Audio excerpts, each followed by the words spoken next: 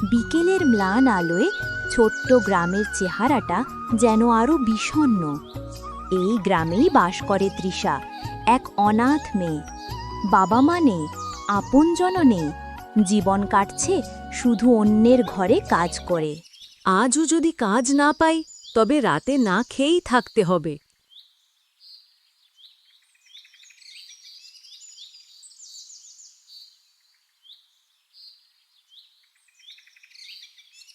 তৃষা, হাঁড়ি মেজে দাও তো, কাজ শেষে একটু ভাত দিয়ে দেব। আচ্ছা খালা, মেজে দিচ্ছি।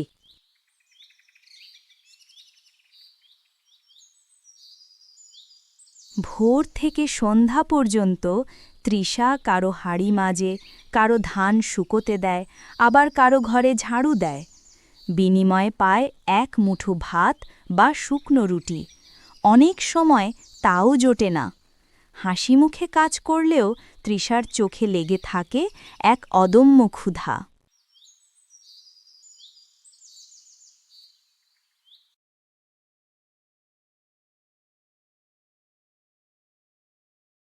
সারাদিন কাজের পর রাতে ফেরে ভাঙাচোরা করেতে। চাঁদের আলো জানালা দিয়ে ভেতরে ঢোকে, বাতাস ঢোকে, কিন্তু খাবারের গন্ধ ঢোকে না। কেন আমার জীবনে কেউ নেই? কেন আমার পাতে ভাত নেই? একদিন হয়তো বদলাবে, একদিন না একদিন বদলাবে।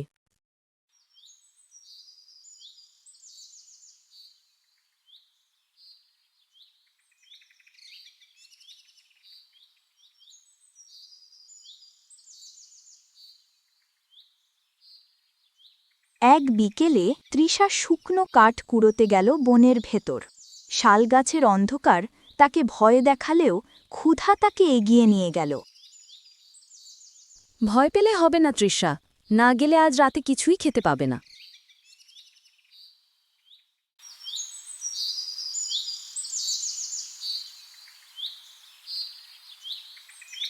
হঠাৎ সে হোঁচট খেয়ে পুড়ে গেল। হাত দিয়ে ঠেকাতেই আঘাত লাগল মাটির নিচে কোনো শক্ত জিনিসে। এটা কি? মাটির নিচে কিছু আছে? তৃষা ভাবল, একটু খুঁড়ে দেখি তো জিনিসটা কি। যেই ভাবা সেই কাজ, সে মাটি খোঁড়া শুরু করে দিল।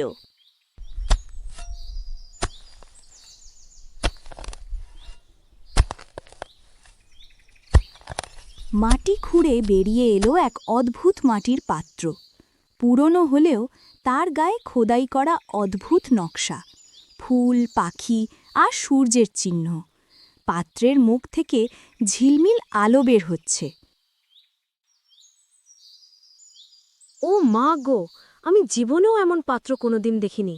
কেমন যেন জ্বলছে।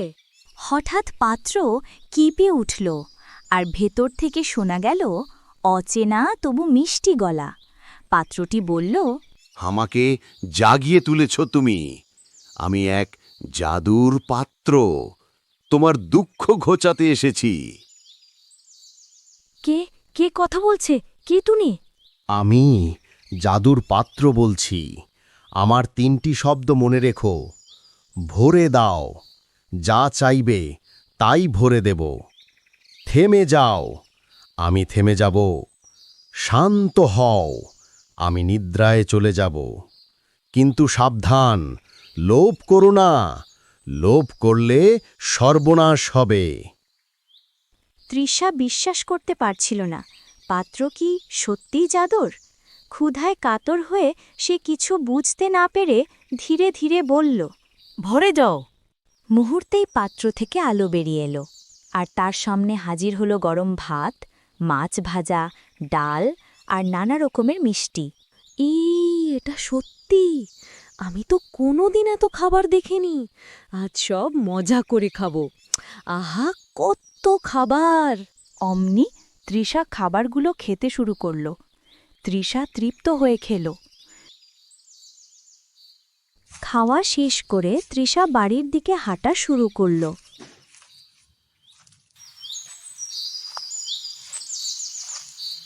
সেই রাতে তার চোখে শুধু ক্ষুধার জল নয়, আনন্দের জলও ঝরল। তবে সে জানত না, এই পাত্র তাকে কোথায় নিয়ে যাবে? ভোরের আলোয় গ্রামের পথ যেন নতুন দিনের প্রতিশ্রুতি দেয়, কিন্তু তৃষার মনে আজও কৌতূহল, গতকালের ঘটনা কি সত্যিই ঘটেছিল নাকি সবই স্বপ্ন ছিল। গতকাল আমি যা দেখলাম, এত খাবার, এত আলো, ওটা কি সত্যি হয়েছিল? যদি সত্যি হয় তবে ওই পাত্রে আরও রহস্য লুকিয়ে আছে। ক্ষুধা মিটলেও কৌতূহল মিটেনি। তৃষা স্থির করল আজ আবার বনের ভেতরে যাবে। হয়তো সেখানে আরও কিছু উত্তর লুকিয়ে আছে। তাই সে পথে বেরিয়ে পড়ল।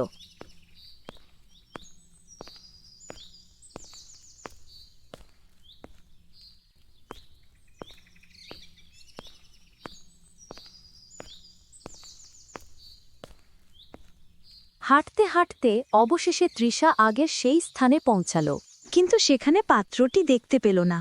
তাই সে সামনে এগিয়ে যেতে লাগল। বনের ভেতর ঢুকে তৃষা দেখল চারপাশে সবুজের সমুদ্র। কুয়াশা লুকিয়ে দিয়েছে কোনো অজানা রহস্য। পাখির ডাক ও বাতাসের শব্দ যেন নতুন কোনো চিহ্ন দিচ্ছে। তৃষা হালকা ভয় পেতে লাগল। এত অন্ধকার, কিন্তু পাত্রের কথা মনে পড়ে সাহস হচ্ছে। সামনে এগোতে হবে। প্রতি পদে তার চোখে পড়ছে অদ্ভুত ছায়া, আর প্রতিটি ছায়া যেন লুকিয়ে রাখছে নতুন কিছু রহস্য। বনের এক কোণে হঠাৎ দেখা দিল ঝর্ণার সঙ্গম। ঝর্ণার জল ঝিলমিল করছে, আর পাশে একটি ছোট্ট পাথরের গুহা যেন তার দিকে ডাকছে। এই ঝর্ণা আর ওই পাথরের গুহায় কি লুকানো আছে এখানে? উদ্দীপনা ও কৌতূহল তৃষাকে টেনে নিয়ে গেল গুহার দিকে। পাত্রের জাদু কি তাকে নতুন কোনো রহস্যের দিকে টেনে আনছে? পাথরের গুহায় ঢুকে তৃষা দেখল আগের রাতের সেই জাদুর পাত্র একা বসে আছে, কিন্তু এবার পাত্রের মুখ থেকে আরও তীব্র ঝলমল আলো বের হচ্ছে। ও, আবার তুমি? এবার তুমি কি আমাকে আরও কিছু দেখাবে? পাত্র হঠাৎ কেঁপে উঠল, আর সেই মিষ্টি অচেনা কণ্ঠ আবার বলল, তৃষা, তুমি সাহস দেখালে। এবার আমি শুধু ক্ষুধা নয়, মনুষ্যিক অভিলাষ পূরণ করব। কিন্তু মনে রেখো, লোভ করলে বিপদ অবশ্যম্ভাবী। পাত্রের কথা শুনে তৃষা মনে সাহস নিয়ে বলল, ভরে দাও। এইবার শুধু খাবার নয়, আমি কিছু জানতে চাই। মুহূর্তেই পাত্র থেকে ঝলমল আলো ছড়িয়ে পড়ল। সামনে হাজির হল জাদুর বস্তু, মিষ্টি ফল, সোনার পাথর, রঙিন জাদুর বই। তৃষার চোখে কৌতূহল ও বিস্ময় একসঙ্গে জ্বলে উঠল। তৃষা আনন্দের সাথে বলল, এত এত সোনা, হীরামানিক, সব কি আমার জন্যে? হ্যাঁ, এসব তুমি নিয়ে যাও। তুমি তোমার জন্য কাজে লাগাবে এবং গরিবদের সাহায্য করবে। ভালো কাজে সম্পদ ব্যবহার করবে। লোভী করবে না। এগুলা তোমার সততার পুরস্কার। ঠিক আছে, আমি তাই করব। আমি আমার গ্রামের মানুষের কাজে এসব সম্পদ ব্যবহার করব। তোমাকে অনেক অনেক ধন্যবাদ। তাহলে এখন তুমি যাও, প্রয়োজন হলে আবার আসবে।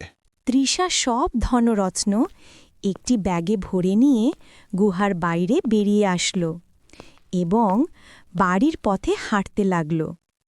বাড়ি ফেরার পর সে গরিবদের সাহায্য করল, স্কুল, কলেজ, হাসপাতাল বানালো এবং গ্রামের সবাইকে নিয়ে সুখী শান্তিতে বাস করতে লাগল।